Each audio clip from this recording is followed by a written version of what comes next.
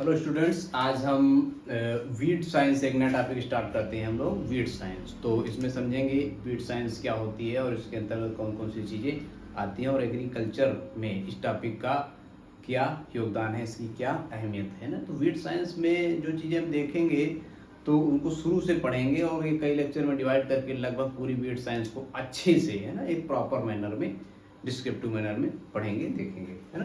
Start करते हैं। Weed, पहले वीड वीड क्या होता है ना। तो वीड जो है, वीड तो इसकी एक पर्टिकुलर अगर डिफिनीशन कह दी जाए कि वीड क्या है ना, तो weed is a plant that considered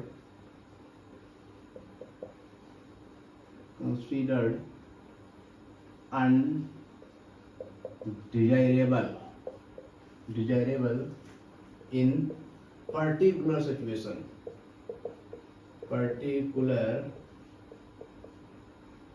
situation, है ना। देखिए ये डिफिनीशन कुछ चीजें होती हैं जिनको हम एग्जैक्ट याद रखना चाहिए, जैसे कि डिफिनीशंस हैं ना, तो उनको अच्छी तरीके, कुछ चीजें होती हैं कि मतलब एक दो लाइनें होती हैं तो उसको उसमें ज़्यादा दिमाग लगाने की जरूरत नहीं, उसको याद रखना चाहिए अच्छे से, है ना। तो वीड क्या है? Weed is a plant considered undesirable in A bird. और वही जो डिफिनीशन होती है उसी में पूरे चैप्टर का सार छिपा हुआ होता है ना, कि आगे इसमें क्या होने वाला है। जैसे कि weed is a plant that considered undesirable in the particular situation. मतलब वीड का मतलब ये है कि वीड कोई ऐसा नहीं है कोई ऊपर से आ गया है जो है कि दुनिया में आया तो वो वीड के नाम से आया कि फलाना जो वीड है। वीड सिचुएशन के अकॉर्डिंग प्लांट वीड हो सकते हैं ना। वीड जो कुछ को एकदम वीड मान लिया गया वो तो वीड है, लेकिन सिचुएशन के अकॉर्डिंग, टाइम के अकॉर्डिंग भी वीड हो सकते हैं। कैसे? देखिए जैसे कि मान लीजिए कोई ये फील्ड है एक, है ना, और ये फील्ड किस चीज की है? ये फील्ड यहाँ पर अभी कौन सा मौसम चल रहा है? धान का, है ना। अभी धान बोया जाएगा, धान बोने के बाद में धान की कटाई होगी, उसके बाद फिर गेहूं बोया जाएगा, ठीक। तो मान लो कि धान के दो पौधे, जब गेहूं इसमें हम बोएंगे, ये हमने गेहूं बो दिया तो गेहूं के बीच में दो पौधे, ये मान लो दो पौधे क्या हुए कि धान के निकल आए, है ना, धान के। तो ये जो दो पौधे हैं, वैसे तो अगर कहा जाए कि धान वीड है तो कहोगे नहीं, धान वीड नहीं, धान एक खाद्यान्न वर्ग की बहुत महत्वपूर्ण फसल है। लेकिन in case of wheat field, है ना, गेहूं के खेत में ऐसी कंडीशन जहां पर पता चला कि गेहूं दो पौधे हैं, दो पौधों से कोई हम 5 कुंटल धान का उत्पादन तो कर नहीं लेंगे, तो ये क्या है, ये एकदम फालतू जाएंगे। ये बल्कि ये क्या कर रहे हैं कि आसपास गेहूं के पौधे हैं, उनके भी न्यूट्रिएंट ये खुद खींच रहे हैं और काम की किसी प्रकार के इनका इकोनॉमिक यूज 2-3-4 पौधों का नहीं है। तो ये इस कंडीशन में जब ये गलत जगह पर और गलत टाइम पर उगाए तो गेहूं के खेत में धान का पौधा भी वीड कहलाएगा। बात समझ में आई? गेहूं के खेत में धान का पौधा भी वीड कहलाएगा। ये गलत टाइम, मतलब इसको कब उगना था? इसको खरीफ में ही उगना था, रबी में उगाया, गलत प्लेस, रॉन्ग प्लेस और रॉन्ग टाइम, है ना। गलत टाइम क्या है कि खरीफ वाला रबी में उगाया, पहली चीज। दूसरा, गलत जगह पर, कि मतलब इसमें जो है जरूरी नहीं कि खरीफ वाला रबी में उगे या रबी वाला खरीफ में उगे तभी वो वीड होगा। ऐसा भी तो हो सकता है कि मान लो इस पूरे खेत में हमने क्या लगा रखा है, हमने पूरे खेत में गेहूं लगा रखा है और इसमें 2 पौधे, है ना, ये 4 पौधे इसमें जो है मस्टर्ड के आ गए, तो ये भी क्या है? वीड है। पूरे खेत में 4 पौधे अगर निकल आए तो किस काम के, है ना, तो वो क्या है? वीड है ना। तो ये वीड होते हैं। Weed is a plant that consider undesirable in particular situation. वो सिचुएशन क्या हो सकती है? वो सिचुएशन टाइम की हो सकती है और प्लेस की हो सकती है। ये किसी भी चीज की सिचुएशन हो सकती है। Weed is a plant that considered undesirable, अनैच्छिक, मतलब हमको, हमारी इच्छा नहीं है कि हमारे गेहूं के खेत में दो धान के पौधे उगे, लेकिन वो क्या हो रहे हैं, उगा रहे हैं, इसलिए उसको हम किस कंडीशन में रखेंगे, उसको undesirable. Weed is a plant that considered undesirable in particular situation. कोई अगर आपसे पूछे तो यही जो है आधी लाइन की डिफिनेशन बतानी है कि weed is a plant that considered undesirable in particular situation. वो सिचुएशन क्या हो सकती है, किसी समय की, टाइम की सिचुएशन हो सकती है या प्लेस की सिचुएशन हो सकती है।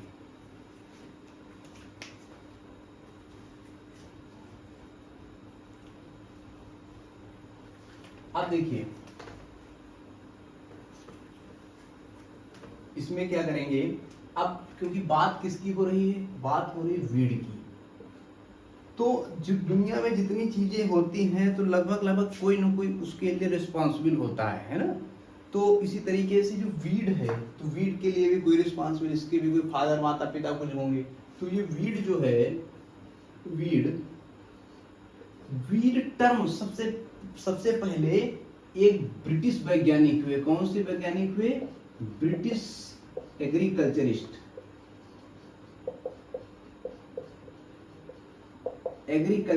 ब्रिटिश एग्रीकल्चरिस्ट हुए, जिनका नाम क्या था, जेंथ्रो टूल। जेंथ्रो टूल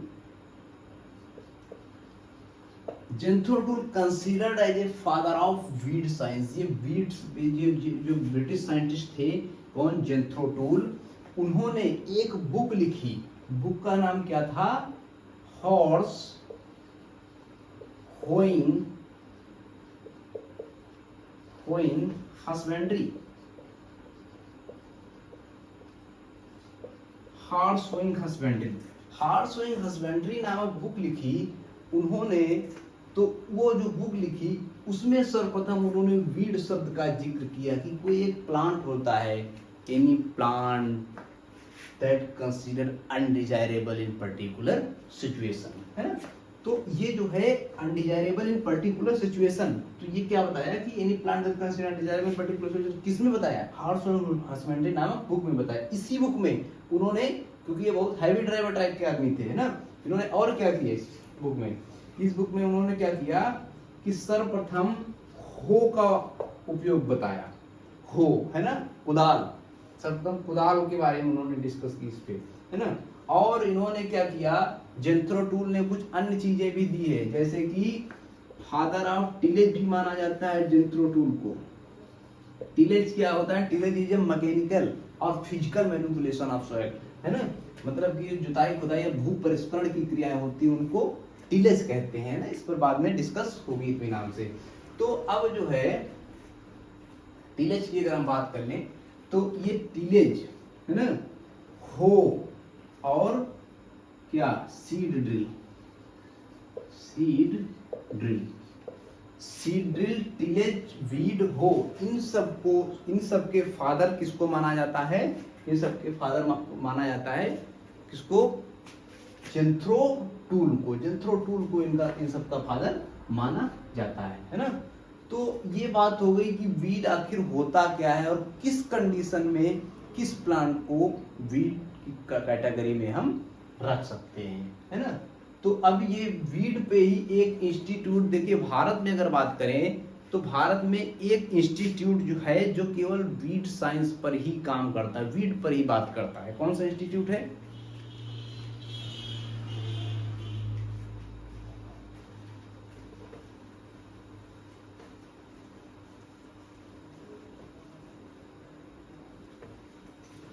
ये इंस्टीट्यूट है DWR। देखिए DWR, directorate of weed research, लेकिन अगर इसके हम छठी पसली जानेंगे तो क्या होगा, ये NRC on weed science, weed science, ये स्टार्ट हुई 1989 में। 1989 में national research centre on weed science start किया गया। और ये जितनी चीजें हो रही हैं वीड के बारे में, जो भी पूछे इंडिया में, तो उसमें सबका आंसर, जो भी अगर कोई प्लेस रिसर्च इंस्टीट्यूट के बारे में चर्चा करे तो जबलपुर MP इसका आंसर होगा, जो भी है। कैसे, एनआरसी की स्थापना हुई, national research centre on wheat science, कब हुई? 1989 में। ठीक है, उसके बाद में यही एनआरसी क्या था? Directorate of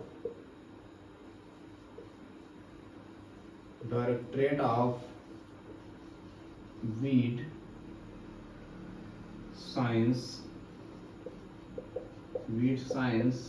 and research.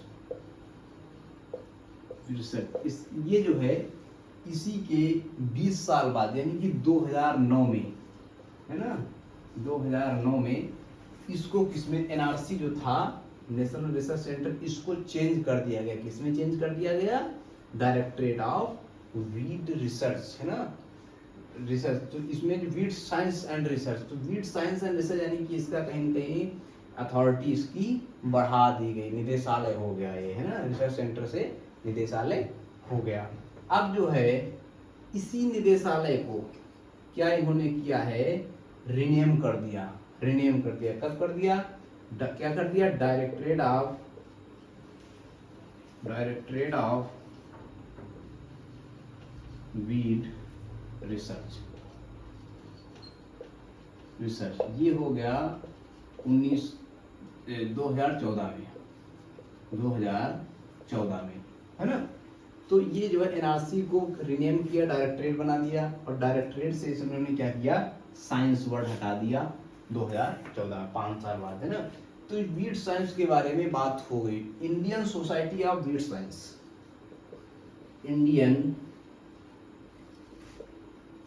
Indian society of wheat science, है ना। तो ये सब जो है, ये जितनी पूरी कहानी है, ये सब कहाँ है? जबलपुर में। जो भी पूछे, institute, research centre, directorate, NRC, सब जो है कहाँ है? वीट का जबलपुर, मध्य प्रदेश। ठीक है, इसमें से इसी से एनआरसी ऑन वीट साइंस, यानी कि Indian society of wheat science या DWR, यहाँ से जबलपुर से एक वो निकलती है, क्या? Journal, Indian journal of wheat science, Indian journal of wheat science, Indian journal of wheat science, published by publish from Jabalpur से पब्लिश होती है ना। तो ये इसके इंस्टीट्यूट के बारे में डिस्कस हुई। अब देखिए आगे,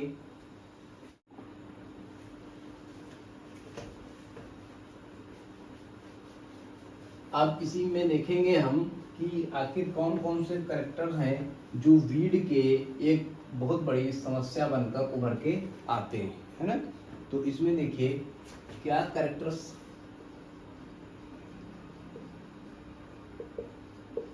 कैरेक्टरिस्टिक्स ऑफ वीट। देखिए वीट, एक बात समझिए कि जैसे कि जो आप लोगों ने रामायण सीरियल देखा कि उसमें जो भगवान राम थे, तो वो तो बड़ा मतलब एकदम बिना किसी माया के, बिना किसी छल दंभ और पाखंड झूठ के ईमानदारी के साथ युद्ध लड़ रहे थे। लेकिन जो दैत्य थे वो तरह तरह के तरीके अपना रहे थे, है ना। कोई एकदम से गायब हो जा रहा था, किसी के 10 सर निकाल आ रहे थे। वही चीज यहाँ पर जो ये वीड है, इसको आप दैत्य समझिए रामायण सीरियल का। कैसे कि इसमें जो है क्या है कि वीड में जो क्रॉप है, तो क्रॉप एक नॉर्मल तरीके से ग्रो होती है जो हमारी फसल होती है, लेकिन उसमें जो खरपतवार होते हैं जैसे चिनोपोडियम एल्बम, है ना, ये सब जो चीजें होती है, तो उनके साथ बहुत बड़ी बड़ी समस्याएं आ जाती हैं। क्या कि सीड लॉन्गिविटी, जो मतलब खरपतवारों को विशेष शक्तियां प्रदान है ना। जैसे दैत्यों को थी कि कोई गायब हो जा रहा था, कोई उड़ने लगता था, कि 10 सर आ जाते, कोई रूप बदल लेता था, है ना। वही कंडीशन इसमें सीड, इनके भी पास कुछ अद्भुत शक्तियां हैं, कुछ करेक्टर हैं जिनको वीड की कैटेगरी में रखते हैं। जैसे सीड लॉन्गिविटी, मतलब कि ये समझो कि इनके बीज इतने सालों तक रहते हैं कि जैसे चीनोपोडियम अल्बम, यानी कि बथुआ का बीज जो है, किसका? Chenopodium ओडियम album. बथुआ, बथुआ का सीड जो है 20 से 25 साल तक अगर जमीन में पड़ा रहे, है ना, तो मान लो उसके लिए जो फेवरेबल टेम्परेचर है कि बथुआ का सीड जो है तो वो 20 से 25 डिग्री सेल्सियस के टेम्परेचर के बीच जर्मिनेट होगा, मान लो, ठीक है। वैसे भी इसी के आसपास जर्मिनेट होता होगा क्योंकि ये रबी ऋतु में उगता है, ठीक है। तो 20 से 25 डिग्री सेल्सियस में जर्मिनेट होता है। और मान लो 20 से 25 डिग्री सेल्सियस टेम्परेचर, मान लो उस क्षेत्र का टेम्परेचर अचानक से गिर जाए और वो 20 साल 25 साल तक 10 से नीचे 10 से ऊपर न जाए, तो ऐसी कंडीशन में क्या होगा कि वो उसको जब तक फेवरेबल कंडीशन नहीं मिलेगी वो चुपचाप वहीं पड़ा रहेगा, है ना। तो वीट तो ऐसे नॉर्मल तौर पे 10 पे उगाते हैं, लेकिन हम एक एग्जांपल दे रहे हैं, है ना, कि मतलब उसको फेवरेबल टेम्परेचर या फेवरेबल क्लाइमेट उसको नहीं मिली तो वो क्या होगा, चुपचाप वहीं पर पड़ा रहेगा, है ना। और 20 से 25 साल में अगर कभी भी उसको फेवरेबल टेम्परेचर फेवरेबल कंडीशन मिल गई तो वो क्या होगा, फिर अंकुरित हो जाएगा। तो इस तरीके का ये बेशरम होते हैं खरपतवार जो बहुत समय तक इसके सीड जो है जीवित रहते हैं। इसी तरीके से कॉन्वोल्वुलस अर्वेंसिस,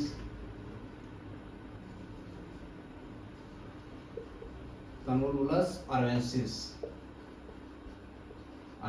इसको मॉर्निंग ग्लोरी कहते हैं ना, ये जो है इसके बीज भी करीब करीब 20 साल तक जमीन में पड़े रहते हैं और जब भी इससे फेवरेबल कंडीशन मिलेगी तो वो अंकुरित हो जाएंगे, है ना। ये कंडीशन होती है। Phalaris minor, Phalaris minor, Phalaris minor, है ना। फेलेरिस माइनर एक ऐसा खरपतवार है, इसके बारे में डिटेल में बहुत चर्चा होगी कभी। बहुत ही खतरनाक और नालायक किस्म का एक खरपतवार है ना। तो ये फेलेरिस माइनर जो है ये करीब करीब 5 से 6 साल तक ये भी वहीं पर चुपचाप डीटो पड़ा रहता है कि जब भी उसको फेवरेबल कंडीशन, वैसे इसके लिए तो फेवरेबल हो ही जाती है हर साल गेहूं के केस में, क्योंकि अपने यहाँ जो स्प्रिंग व्हीट उगाया जाता है उसमें इसके लिए फेवरेबल होती कंडीशन। लेकिन ये अगर फेवरेबल ना भी मिले तो 5 से 6 साल तक इसके बीज अगर पड़े रहेंगे तो वो खत्म नहीं होंगे और आसानी से वो बीज जो है वो उगते रहेंगे।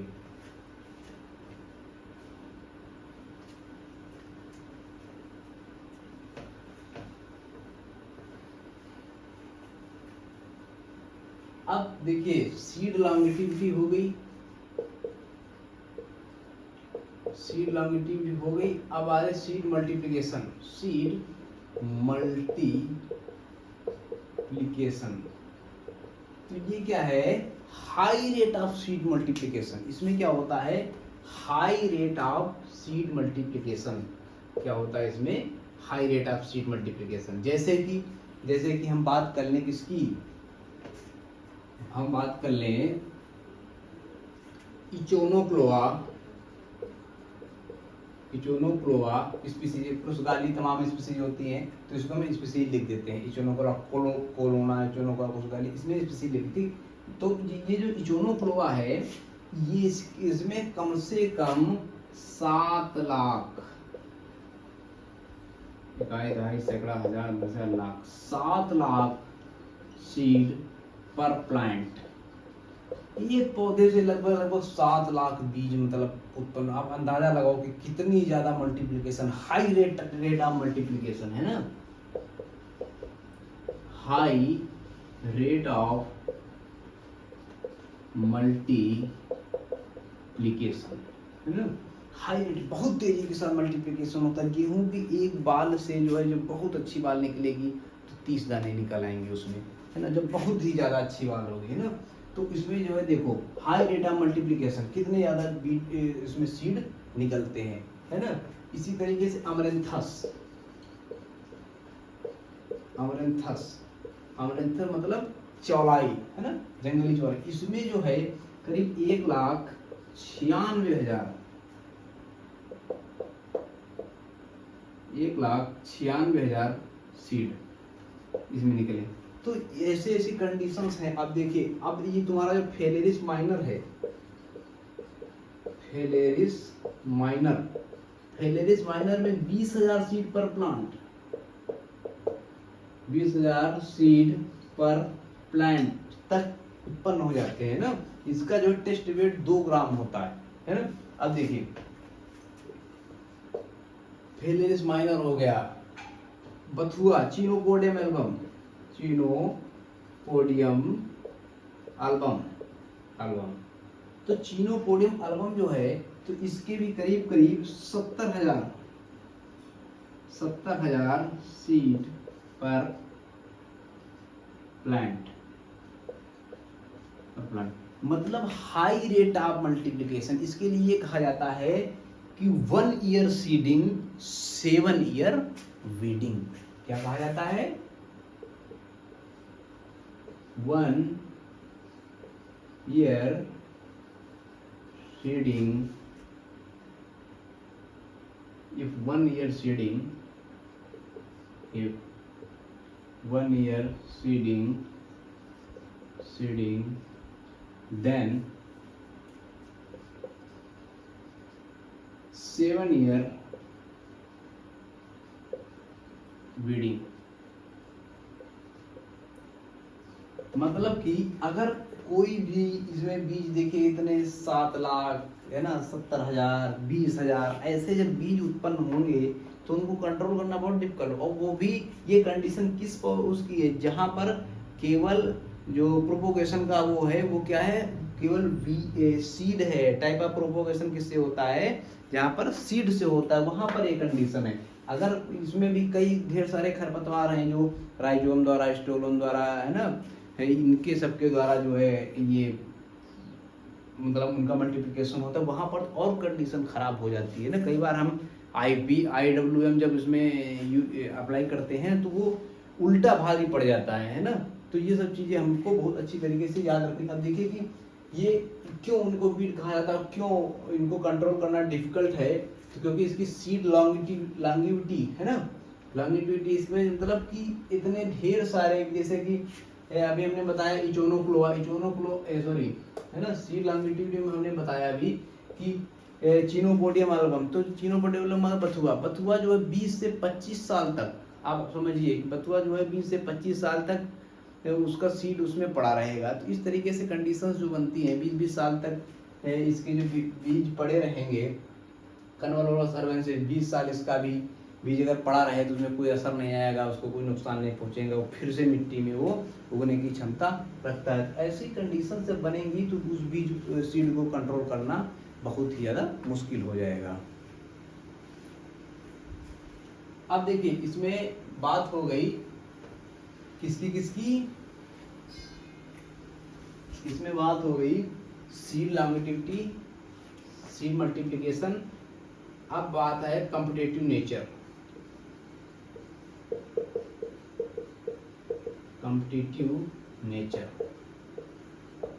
आपने देखा होगा कि जो मक्का की फसल जिसमें वीड से सबसे ज्यादा नुकसान होता है ना, तो मक्का की जो फसल होती है उसमें कभी कभी क्या होता है कि उस खेत में जितनी बड़े मक्का का पौधा होता है उससे 2 गुना बड़ा शुरुआती स्टेज में, नी स्टेज तक की बात कर रहे हैं, उसमें उससे 2 गुना बड़े तक जो है खरपतवार हो जाते हैं। ऐसी कंडीशन में क्या होता है, जहाँ पर जॉनसन ग्रास वगैरह उगाती है, तो ऐसी कंडीशन में क्या होता है कि मतलब एक कॉम्पिटिटिव नेचर इनका कितना तगड़ा होता है, आप समझो कि मतलब ये बहुत जल्दी उगेंगे, पहली चीज है ना।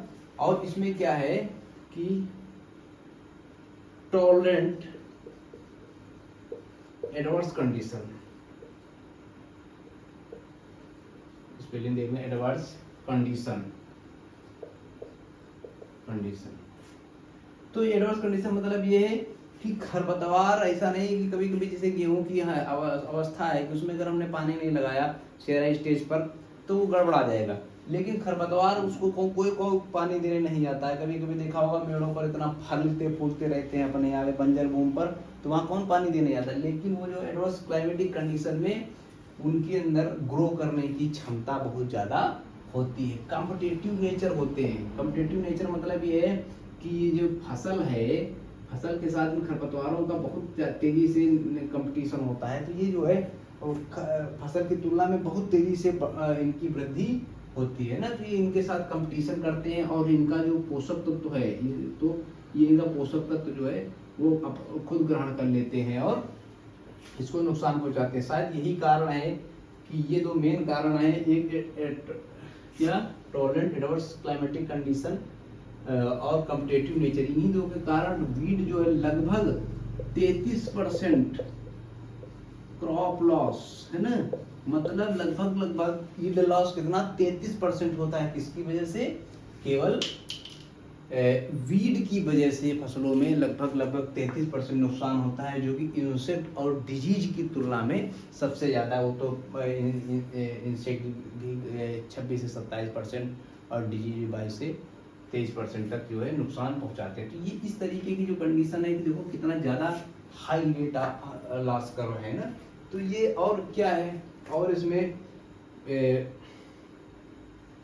ये जो वीड प्लांट्स होते हैं ये बहुत सारे डिजीजेस और इंसेक्ट के होस्ट का भी कार्य करते हैं, है ना, जो कि उस पौधे के न होने की कंडीशन में उसके लिए पैरासाइट मतलब उसके होस्ट का कार्य करते हैं इंसेक्ट के लिए, है ना। और बाद में जो है उसको जब वो फसल आ जाती है तो वहाँ लग जाते हैं, जैसे खासकर चिनोपोडियम एल्बम में ढेर सारे जो है डिजीज और इंसेक्ट जो है चने के लिए जो नुकसान पहुंचाते हैं, तो वो बने रहते हैं उसमें, कैटरपिलर वगैरह।